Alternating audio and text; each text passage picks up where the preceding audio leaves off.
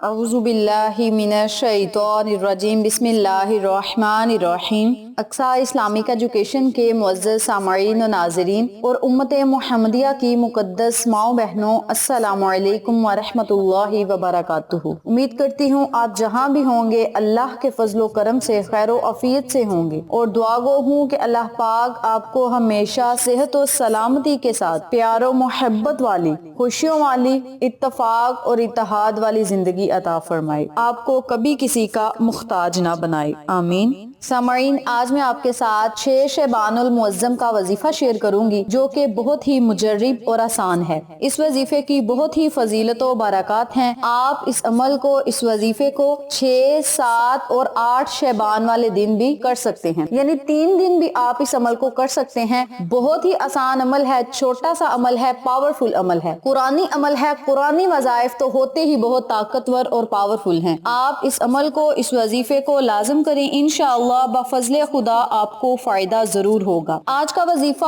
ان لوگوں کے لیے ہے جو چاہتے ہیں کہ ان کی ہر حاجت پوری ہو، ہر خواہش پوری ہو۔ اگر وہ کسی مصیبت میں ہے، پریشانی میں ہے، تو وہ مصیبت سے نجات پائیں، پریشانیوں سے انہیں چھٹکارا ملے، غم سے انہیں نجات ملے، تو وہ لوگ اس عمل کو، اس وظیفے کو لازم کریں۔ اس کے علاوہ آپ اس عمل کو، اس وظیفے کو دنیا اور آخرت کو بہتر بنانے کے لیے بھی کر سکتے ہیں۔ مشکل سے مشکل کام جو ہے وہ بھی اس عمل کے کرنے سے آپ کا حل ہو جائے گا انشاءاللہ بفضل خدا۔ سخت سے سخت مصیبت کو دور کرنے کے لیے، پریشانی کو حل کرنے کے لیے آپ اس عمل کو، اس وظیفے کو لازم کریں۔ بہت ہی آسان عمل ہے، چھوٹا سا عمل ہے۔ مصیبت، پریشانی کے وقت ان احادیث مبارکہ کی دعاؤں کا اہتمام کریں جو آج میں آپ کو بتانے لگی ہوں۔ اس عمل کو، اس وظیفے کو آپ نے 6، 7 اور 8 شعبان والے دن کر کے بارگاہ الہی میں خصوصی دعا کرنی ہے۔ انشاءاللہ بفضل خدا اس عمل کے کرنے سے اللہ پاک آپ کی ہر دعا کو سنے گا اور قبول فرمائے گا۔ آپ کی 1000 حاجات بھی ہوں گی تو وہ بھی پوری ہوں گی۔ بس آپ نے اس عمل کو، اس وظیفے کو مصیبت کو دور کرنے کے لیے کرنا ہے، پریشانی کو ختم کرنے کے لیے کرنا ہے، مشکلات سے نجات پانے کے لیے، غموں سے نجات پانے کے لیے آپ نے اس عمل کو، اس وظیفے کو کر لینا ہے۔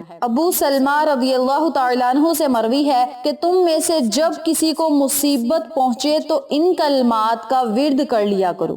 جو لوگ ان تمام فوائد سے مستفید ہونا چاہتے ہیں وہ اس عمل کو، اس وظیفے کو 6، 7 اور 8 شعبان والے دن کر کے بارگاہ الہی میں خصوصی دعا کریں۔ اس عمل کو، اس وظیفے کو کرنا کس طریقے سے ہے اب میں آپ کو یہ بتاتی ہوں۔ وظیفہ ذکر کرنے سے پہلے میری آپ سے گزارش ہے کہ ویڈیو کو آخر تک ضرور دیکھیے گا، اور جن لوگوں نے ابھی تک میرے چینل اقصا اسلامک ایجوکیشن کو سبسکرائب نہیں کیا وہ نیچے موجود لال رنگ کے بٹن کو دبا دیں اور ساتھ موجود گھنٹی کے بٹن کو دبا دیں تاکہ میری ہر نئی آنے والی ویڈیو کی اپڈیٹ آپ تک بآسانی پہنچ سکے۔ جزاک اللہ۔ وظیفہ کرنے کا طریقہ اچھی طرح سن لیں اور سمجھ لیں۔ آپ نے 6، 7 اور 8 شعبان والے دن، پورے دن ہوں گے آپ کے پاس، آپ کسی بھی نماز کے بعد کسی بھی وقت اس عمل کو، اس وظیفے کو کر سکتے ہیں۔ بہتر یہ ہوگا کہ آپ اس عمل کو نماز مغرب یا نماز عصر کے بعد کریں تو زیادہ بہتر ہے۔ اگر آپ نمازوں کے بعد اس وظیفے کو نہیں کر سکتے تو پورے دن میں آپ کے پاس ٹائم ہوگا، جب مرضی آپ اس وظیفے کو کر سکتے ہیں، لیکن شرط یہ ہے کہ آپ نے اس وظیفے کو پوری توجہ، یقین، یکسوئی سے کرنا ہے، یعنی تنہائی میں بیٹھ کر کرنا ہے۔ آپ کا پورا دھیان وظیفے کی طرف ہو، دنیاوی کاموں کی طرف نہ ہو۔ سب کاموں کو ختم کر کے آپ نے اس عمل کو، اس وظیفے کو کرنا ہے۔ سب سے پہلے میں آپ کو 2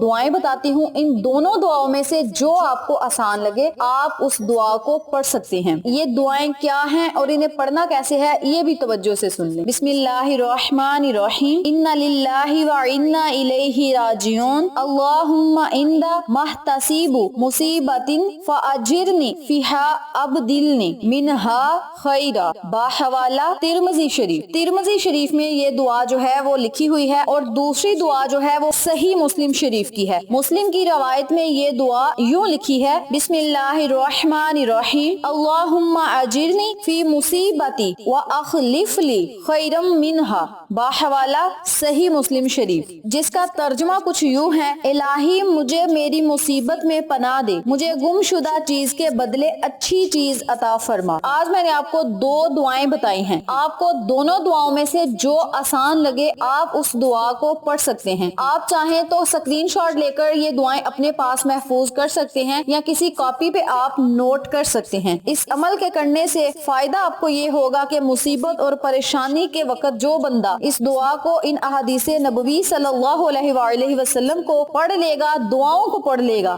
دعاؤں کا اہتمام کرے گا، تو اللہ تبارک و تعالی اس بندے کی غیبی مدد فرمائے گا۔ آج میں نے جو آپ کو 2 احادیث نبوی صلی اللہ علیہ وآلہ وسلم بتائی ہیں، ان میں سے ایک ترمذی شریف کی ہے اور ایک صحیح مسلم شریف کی ہے۔ ان دونوں دعاؤں میں سے آپ کو جو دعا آسان لگے آپ نے اس دعا کو 100 مرتبہ پڑھ لینا ہے۔ اس کے علاوہ جب آپ نے 100 مرتبہ ان دعاؤں کو پڑھ لینا ہے، پھر آپ نے 313 مرتبہ اللہ الصمد کا ورد کرنا ہے۔ اس کے اول اور آخر آپ نے 11 مرتبہ درود ابراہیمی لازم پڑھنا ہے۔ آپ اس عمل کو، اس وظیفے کو کسی کام میں کامیابی کے لیے کرنا چاہتے ہیں تب بھی آپ کر سکتے ہیں۔ مصیبت سے، پریشانی سے نجات پانے کے لیے آپ اس عمل کو، اس وظیفے کو کر سکتے ہیں۔ 3 دن کا عمل ہے، 6، 7 اور 8 شعبان والے دن آپ نے اس عمل کو کر کے بارگاہ الہی میں خصوصی دعا کرنی ہے۔ جب آپ اس عمل کو، اس وظیفے کو کریں گے تو آپ نے اپنی حیثیت کے مطابق 3 دن صدقہ خیرات لازم کرنا ہے۔ آپ چاہیں تو کسی غریب کو 20 روپے یا 50 روپے صدقہ خیرات کر دیں، 100 روپیہ کر دیں، اپنی حیثیت کے مطابق آپ نے صدقہ خیرات کرنا ہے۔ صدقہ خیرات میں آپ 3 انڈے بھی کسی کو دے سکتے ہیں۔ اس کے علاوہ جو بھی حسب توفیق ہے آپ نے 3 دن صدقہ لازم کرنا ہے اور 3 دن کا آپ نے یہ عمل کرنا ہے۔ انشاءاللہ اس عمل کے کرنے سے اللہ کریم آپ کی غیبی مدد کرے گا، آپ کی ہر حاجت کو پورا کرے گا، ہر دعا کو قبول کرے گا، ہر مقصد میں آپ کو کامیابی ملے گی، اور سب سے بڑی بات پریشانیوں سے، مصیبتوں سے آپ کو نجات ملے گی۔ جو لوگ پریشانیوں کے جھنجھٹ میں گھیرے ہوئے ہیں، اللہ کریم اپنی مدد سے، اپنی رحمت سے،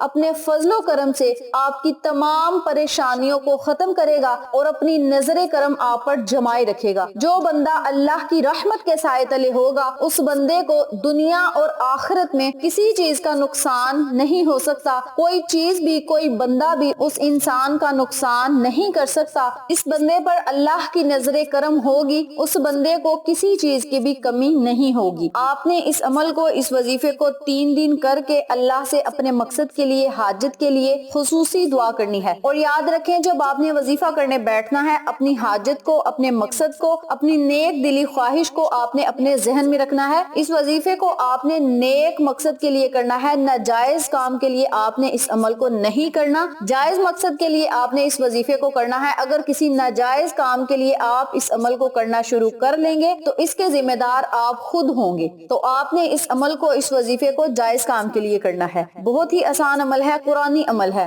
آپ اس عمل کو خود بھی کریں، اپنے عزیزوں کار، فیملی ممبرز، فرینڈز اور نیبرز کے ساتھ شیئر بھی کریں تاکہ تمام لوگ اس وظیفے سے مستفید ہوں، آپ کو اور مجھے صدقہ جاریہ کا ثواب ملتا رہے۔ امید کرتی ہوں آپ کو میری آج کی ویڈیو پسند آئی ہوگی۔ ویڈیو پسند آئے تو ویڈیو کو لائک کریں، شیئر کریں، ہمارے چینل کو سبسکرائب کریں اور ساتھ موجود بیل آئیکن کو دبا کے آل نوٹیفیکیشن پہ کلک کریں تاکہ میری ہر نئی آنے والی ویڈیو کی اپڈیٹ آپ تک بآسانی پہنچ سکے۔ اپنا بہت سارا خیال رکھیے گا، اپنی دعاؤں میں یاد رکھیے گا۔ انشاءاللہ پھر کسی نئے وظیفے یا اچھی معلومات کے ساتھ آپ کی خدمت میں حاضر ہوں گے۔ تب تک کے لیے اجازت دیں۔ السلام علیکم ورحمۃ اللہ وبرکاتہ۔